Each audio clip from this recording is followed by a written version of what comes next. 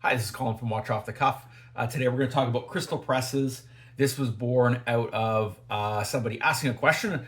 Maybe I just read that question. I believe it came from the video where I show crystal replacement. Of course, during that process, I use a crystal press to do that. So Cole Linkus55 sent a question yesterday, and he said, "Hey man, except the phone just went black. I just watched your vid on replacing a watch crystal. I'm getting into watch repair myself and wondering if you could recommend a good, fairly priced press. Thanks so much." Okay, so I don't know, do we start at the beginning? I can tell you my journey. So my journey way back in the day was I bought this. It's die cast. I think it's made somewhere, it may be from India.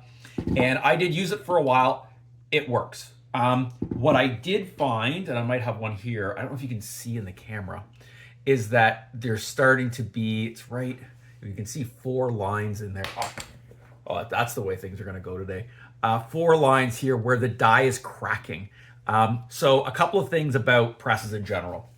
Number one, these ones where it just pops on and doesn't screw on is not ideal. Number one is integrity of the die itself. That brass insert takes a lot of pressure off that pin poking through and potentially having that die split later. The other thing with this one here, another thing to think of is, bring it up here. So this die, when it goes in here, it doesn't go down. So this post ends up putting pressure on the center of that die, which is why they started to crack. You want to have one where one of the sides or the base, put my fingers out of the way, it actually sits right down against a flat surface. So the entire back of the die is properly supported, which is going to allow you to put plenty of pressure onto either crystal or the snapback case when you're trying to put it in together. So this one here, I ended up not using. So another thing about things, about these dies. So there's a set of cup dies that came with this, and there are a set of flat dies as well.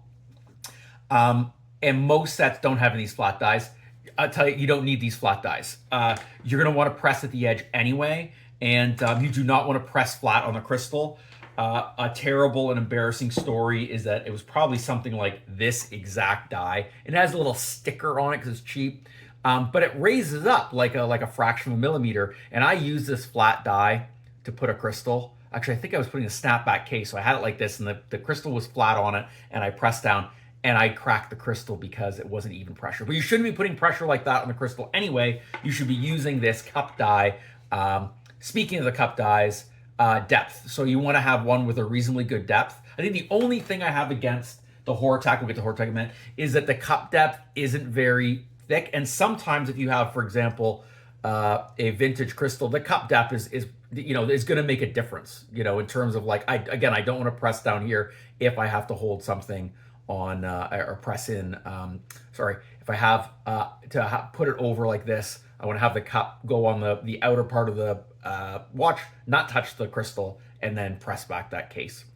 You see this case is domed as well, so you would want a dome crystal anyway.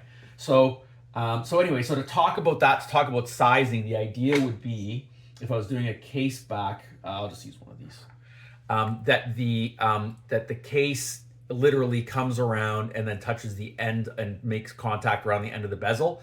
The only thing to see, and this is a nice thin one, is that it's not putting pressure on the crown. So you want to make sure when you're using it, you don't put a pressure on the crown.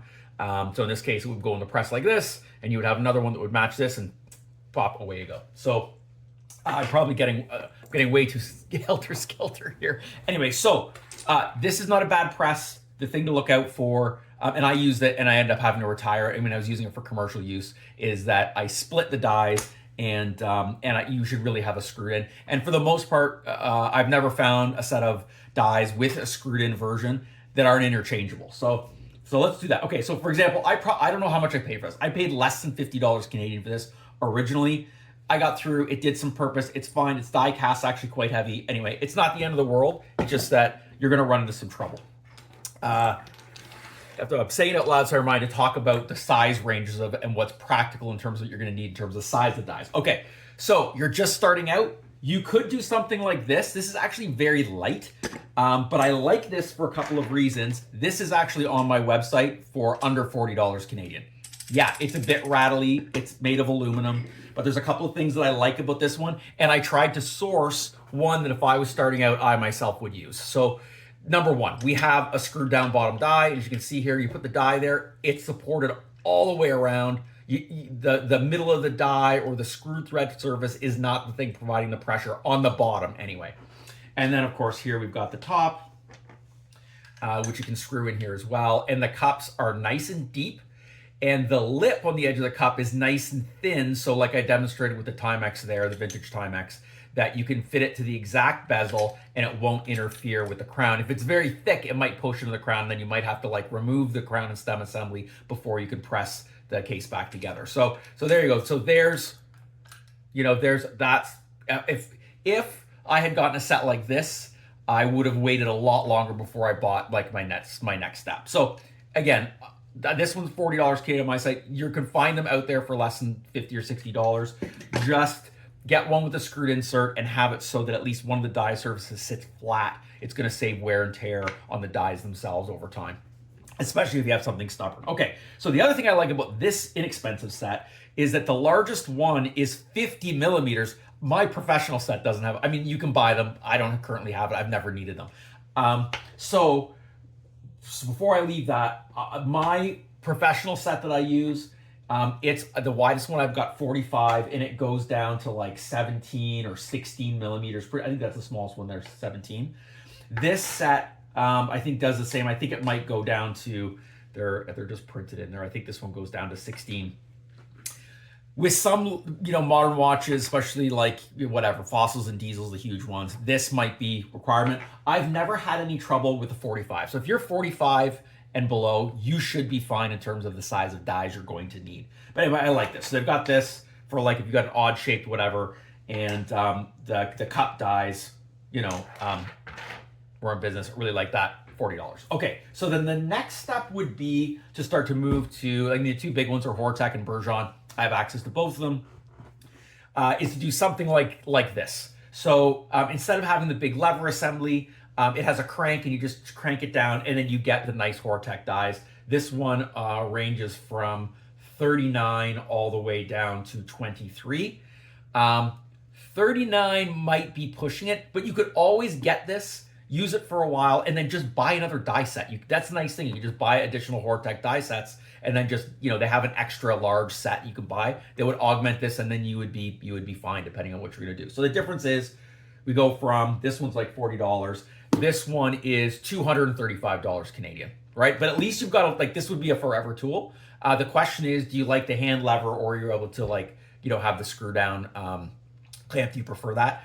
Sometimes I wish on mine, which I don't have that feature, that I wish I could just apply steady pressure. Even when you're pressing out a crystal, you're like, ugh, and then when it goes, it's like, ugh, you're like, oh, if I just could screw it out, it would just be so much more elegant and less violent, So anyway, so there's some advantage to that. $235 for that. Okay, the next thing is to do something like this, and then this is mine. Move this out of the way. I need a bigger bench. Anyway, this is my, Horotec, press. It's there from their, it's all professional equipment. It's like their professional equipment. There is a version where you can have this crank and they have a tensioner on the top. If anyone out there is interested in that, just give me an email or a call or whatever, and I can quote you that version. So this one comes with a whole bunch of dies. I don't know if I've got them all here, but anyway, a reasonable set of dies, not unlike the other ones. I'll put it over here so we can see it. The off-white one's there for the other expensive one. And then this gets me by just fine. What I did do is I added these square dies. So for example, if you have something, if like a square case watch, like a Cartier tank or something, then you can have the face of the watch come down and you're only touching the edges of it, because the circle one on the square, we can do from the 4 points, not very good. So I added these. I don't think these are Horotec. I don't know where I got this, had this long enough, but it fits, it's interchangeable. And even this inexpensive one I've got here, the dies work and they work back and forth, So so if you're thinking, okay, I'm gonna start out with a $40, and this one has a really nice die set in terms of the size, a couple of larger sizes, you could use them in a pinch on this. It would be fine. So yeah, so what else was I gonna say about the dies? I think that's it. We covered the cup dies, we covered the sizes. I think that's it. Anyway, I hope I've answered your question. I hope that helps, Cole. And yeah, in the meantime, keep the questions coming. Loving it. I hope that was illuminating. I'm sure I'm going to end the video and realize I've forgotten something. But anyway, as always, thanks for watching. Please visit the store. And until next time, thank you very much. Cheers.